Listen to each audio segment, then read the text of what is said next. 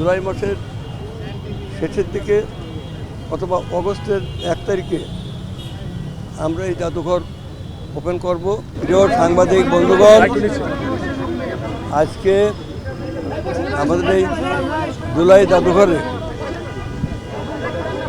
জুলাই জাদুঘরে পরিদর্শনের জন্য এসেছিলেন আমাদের বাংলাদেশ ন্যাশনাল পার্লামেন্টের মাননীয় স্পিকার মেজর জেনারেল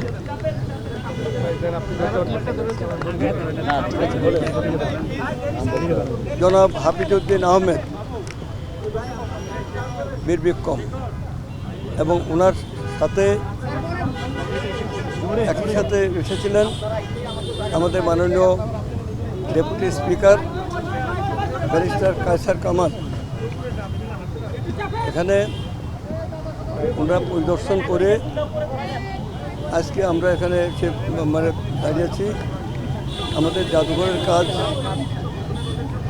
নানান দিক থেকে শুরু হয়েছে এবং ব্যাপক কর্মযোগ্য এখানে আমরা কাজ করে চলেছি এবং কাজটা সম্পন্ন হলেই আমরা আশা করছি আগামী জুলাই মাসের শেষের দিকে অথবা অগস্টের 1 তারিখে আমরা এই জাদুঘর ওপেন করব এবং সেটা মাননীয় প্রধানমন্ত্রী একটা সময় নির্ধারণ করে দেবেন।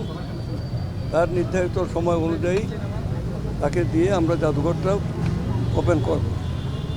এই হচ্ছে আমাদের মোটামুটি বক্তব্য। Spanish digital print tiles, ATI tiles, এক টাইলসে জীবন পার।